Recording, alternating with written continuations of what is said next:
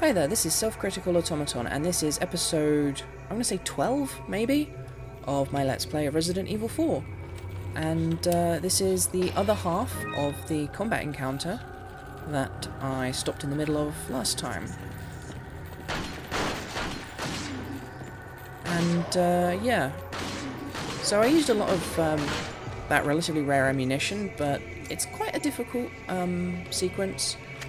And at this point in the game, that ammunition becomes a little less rare, so really there's no reason not to just kind of, you know, do what you need to do. Oh good, another one of those. It's very important to position yourself in between those, so that you can smash them both with one stab. As we all know, ammo conservation is very important in this sort of game, so you don't want to use two stabs when one will suffice.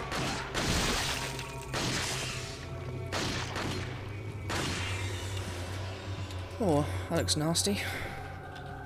Have you tried to... actually no, I can't think of the names of any generic anti-parasite medications, so, you know, sucks to be that guy.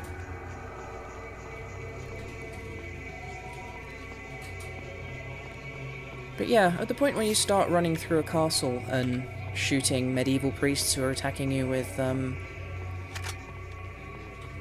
morning stars, you kind of have to feel like, was this game intended to be like a... like, did they have an earlier draft or something that was like a medieval fantasy type thing?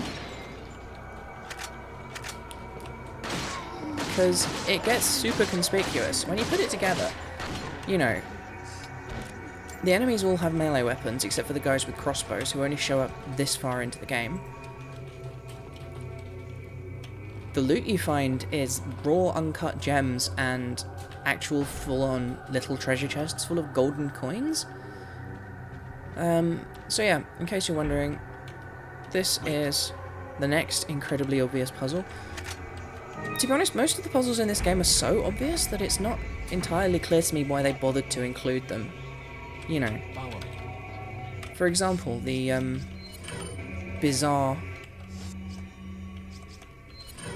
Oh yeah, that is one flaw with having the new shotgun. It does look almost identical to the new rifle. Like, seriously, who brings a shield to a shotgun fight? And don't say that guy, because...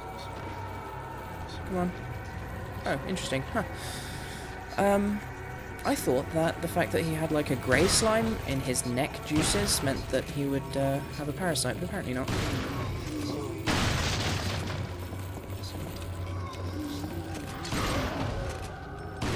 You know, I do mock it, but at times like this, it's kind of reassuring to know that I can always reload my shotgun in a firefight like that. Except it's not a firefight because I'm the only one with fire.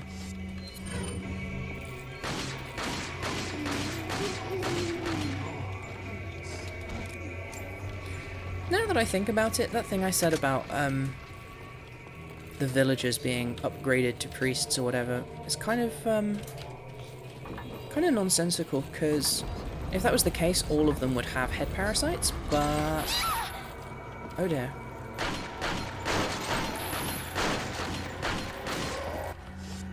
But no, only a very few of them do, so...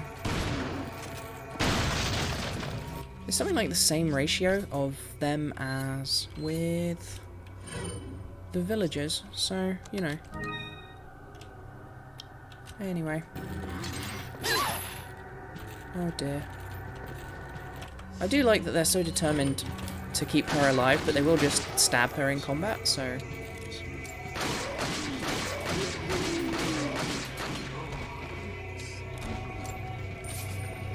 But yeah, it's very important to keep her health topped up in these segments because she can and will get murdered. Well, that was completely not what I meant to do, and a total waste, but whatever.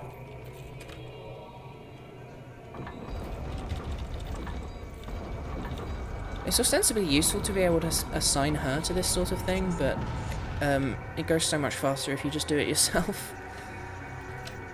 She really doesn't get to do a lot other than just be kind of the damsel in distress, really.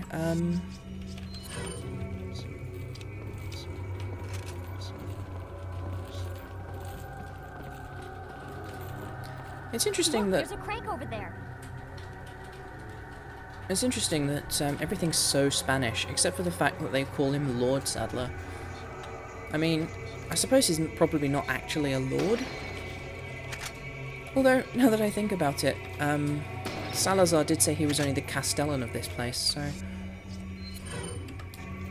Maybe, maybe Sadler is in fact the hereditary lord of this absurd castle.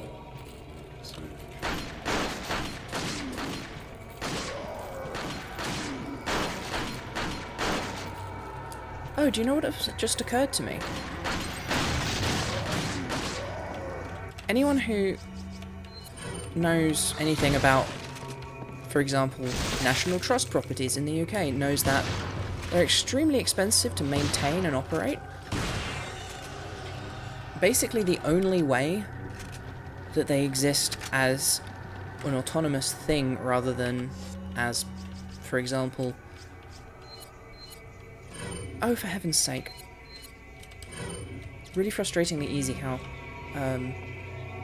easy that mistake is to make. Anyway. Yeah, basically the only way these places maintain their integrity is by renting themselves out. Yep, another just little upskirt peek there, because the people who designed this game were classy, apparently. That's the wrong gun. So it's going to be kind of vital for me to conserve as much ammunition as possible here, so I'm going to be going for headshots. Oh, hello. He's a sneaky chap.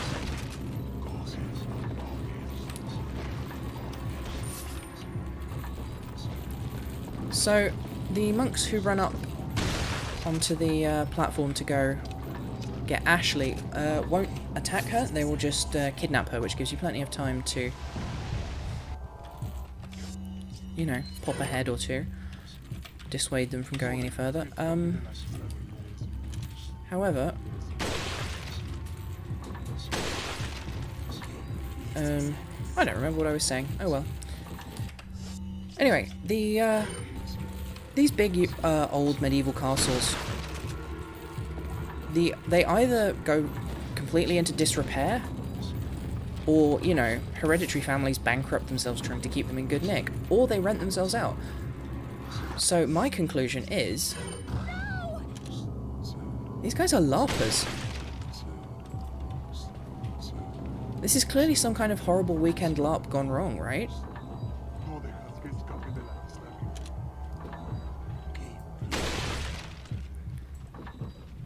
I mean, think about it. It makes sense. There's all this firearm ammunition around, you know. Clearly that's just there as props, right? Although, I guess if it's a medieval LARP, why would there be gun ammunition as props? I don't know. It's a pretty tenuous theory, but I like it. I like the interpretation of this whole sequence of events as just some kind of horrible, horrible mistake.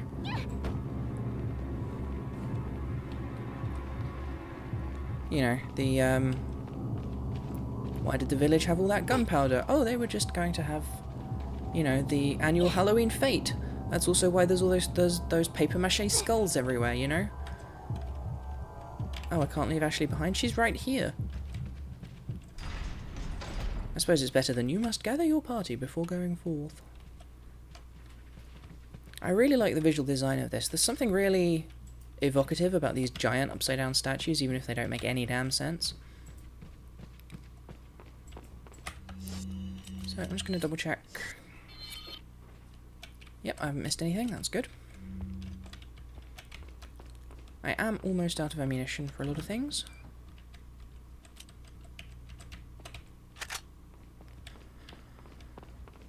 So yeah, there's no penalty whatsoever to doing this, which is, I guess, how you can tell it's not a LARP. I'm sure alarms would go off.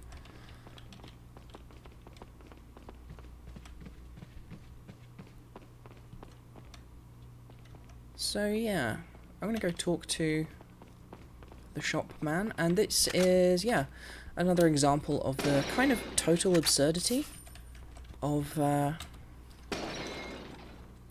of this area, because this isn't presented as being like a special bonus mode or something. But there is just a shooting gallery here. Got some rare things on sale. What are you buying?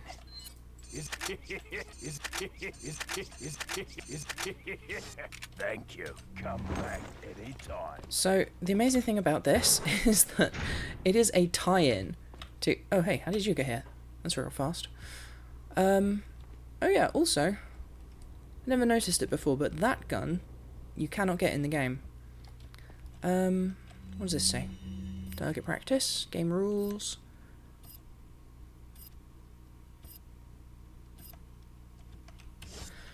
So yeah, this is actually a promotional tie-in for the some of the advertising of this game, which had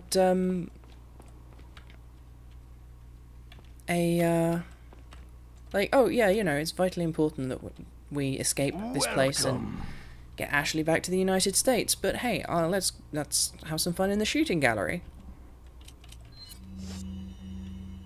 Fortunately, you don't have to use your own gear. But yeah, when they were marketing this game, they chose to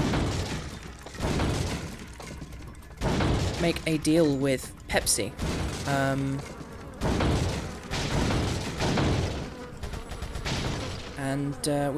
So if you score enough, you are rewarded with a bottle cap, a Pepsi bottle cap, and those Pepsi bottle caps have little figurines of characters from the game on top. And you could buy those actual bottle caps, and they would speak as well. They had little voice lines that they would say.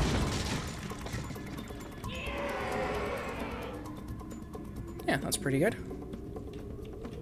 It's not the highest score you can get, but I'm proud of that.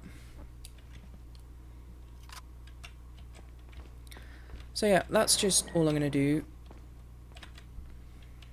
because I can't be bothered to do too much of that. But so yeah, if I want to see those bottle caps, I think they're in here. So yeah, if you have the time and the inclination, you can play that game a whole bunch and unlock all, what, 1, 2, 3, 6, 9, 12, 24 bottle caps. And each of these models actually existed, and you could buy a big silly bottle of Pepsi that would have like a 2-inch figurine on top from the game, and they would say, Leon, help! which is pretty much a catchphrase in fairness, or... Did you send out those invitations? I told you no more than 50 people. I don't know if these are the voice lines the actual things actually had, but as I understand it, it is. Leon, now! So, once more, this is an example of the sort of straight-faced goofiness of this game world. It's not... It's presented as if it's something that's actually here, that Leon and co are actually doing. But it also doesn't make any sense for any of the characters to be doing that at this time. So the whole thing is kind of nonsensical. Also good to spot is this, which I think is just a spinel, yep.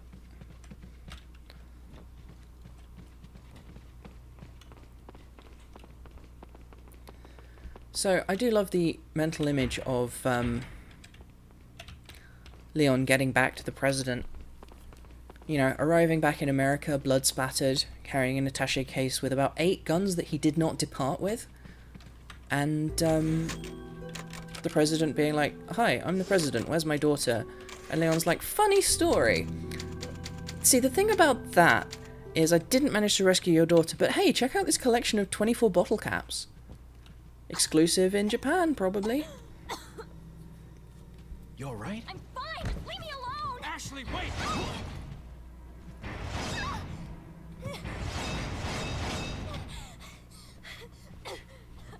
I love how Scooby-Doo it gets here.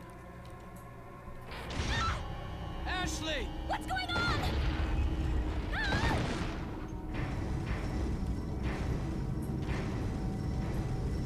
Don't worry, Ashley. I'm coming for you. She can't hear you. She's on the other side of a 4-foot thick stone wall.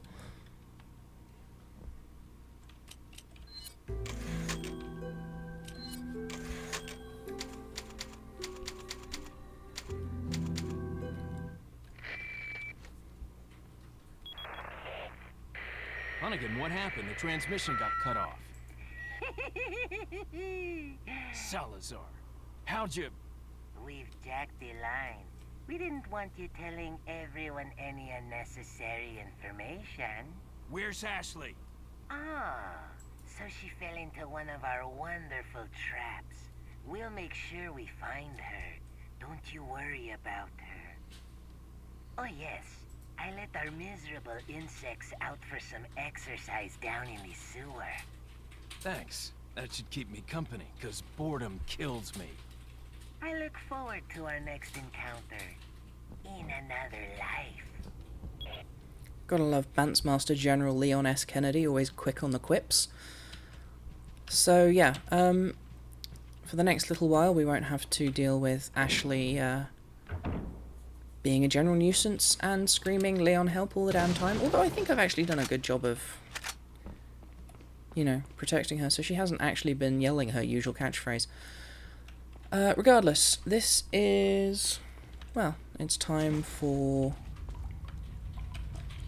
well, this is another example of that thing I've been bringing up semi-frequently, of the game just kind of constantly telling you what the next thing is going to be. You know, just in case you were actually starting to build up a sense of apprehension or dread at this horror game.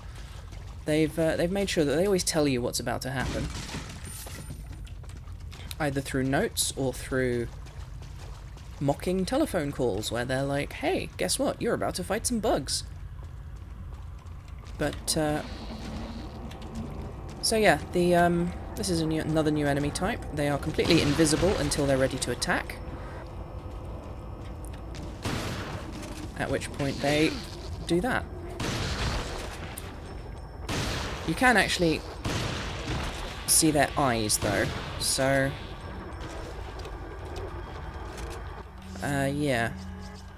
So, a lot of fans for a long time thought that the colour of the, I can't remember, I think these are called nosadors, which means sightless ones? Which in, or roughly translated would mean something like that. But,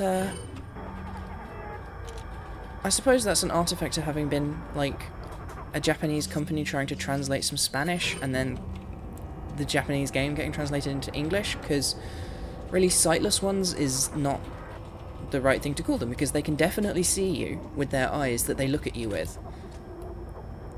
So yeah, if you look carefully you can spot the, I don't know what to call it, I guess it's drool. It's kind of like saliva dribbling from their mouths, which means that you can do this. And, solve a problem before it starts, which is really the best way of solving problems. And also kind of American, I guess, as well. Sorry to any American listeners. I rag on you guys quite a lot. Actually, no, I don't make fun of my American listeners. I just make fun of America and Leon S. Kennedy's fascinating ability to just barrel into Spain and summon attack helicopters from American aircraft carriers. Although I do think this game is interesting as like an examination of the Japanese point of view on Americans. Because it kind of does say a lot about that.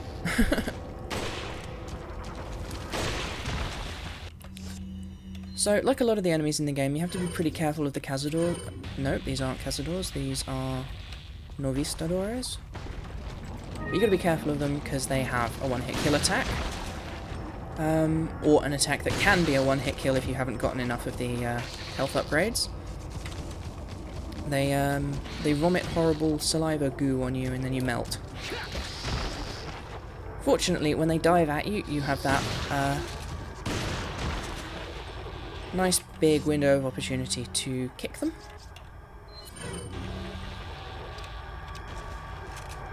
And yeah, if you pull that off, you'll be fine.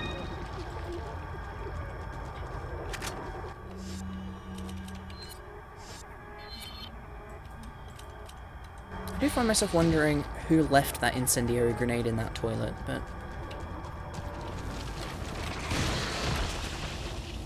Another fun fact about them is I think that they are stunned by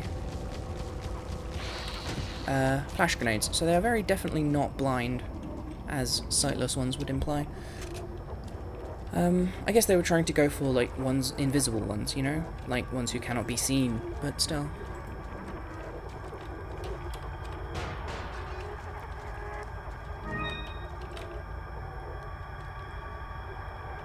So, that's clearly one of the villagers from the village, so I guess if he was in the cells, maybe he was, you know, fighting against Lord Sadler or something.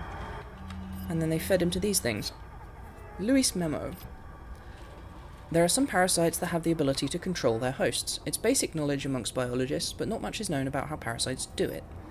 Studying these parasites specifically might reveal some clues as to how the powers of the Las Plagas work, and perhaps provide more insight on the victims of the Las Plagas, the Los Ganados. Here's a list of some parasites that may have the ability to manipulate the behavioral happen. Oh my goodness, I'm so bad at reading this stuff. Behavioral... Okay, fuck it, I'm just not going to read anymore. Yeah, so that makes ants get themselves fed to birds so that... or, no, fed to sheep, I guess. Oh, heaven's sake, this is ridiculous.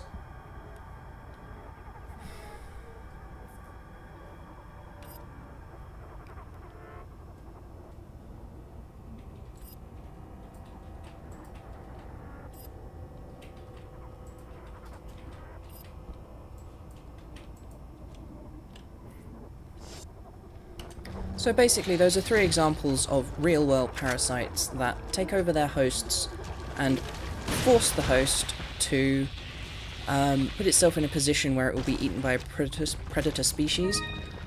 And it doesn't mention this, but in real life, that's generally because the parasite's life cycle requires the passing through of multiple species' digestive systems. So, you know, they grow differently in different organisms' innards, basically. Interestingly, it does not mention the Cordyceps fungal parasite, which has been popularly used by all sorts of horror properties for a good few years now. In fact, it inspired the fungal zombies known as clickers in the popular Last of Us series of games. And the Cordyceps does basically the same thing. It infects an insect, or I guess arthropods in general, since it definitely does it to ants as well as spiders. It'll infect them, and then slowly they'll sort of... I'm not sure what the word is. They'll kind of become solid. This thing's ridiculous. It's pushing me into the corner like a bully. Well, now who's the bully? Oh, it's still him. Now's not the time for reloading. So yeah, the interesting thing about Cordyceps is that it's not trying to get itself eaten by a predator to continue its life cycle. Instead, it's what it does is essentially get the host to climb up somewhere high so that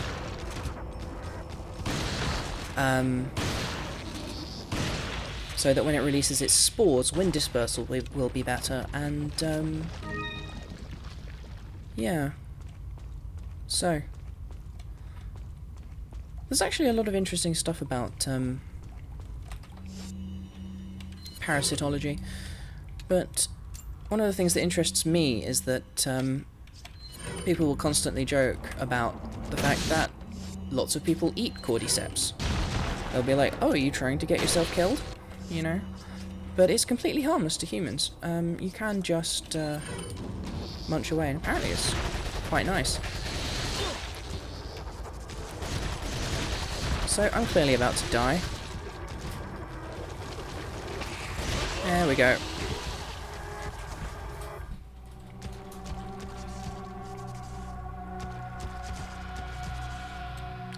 So yeah, I guess that'll be the end of this one. I'll catch you later. Bye.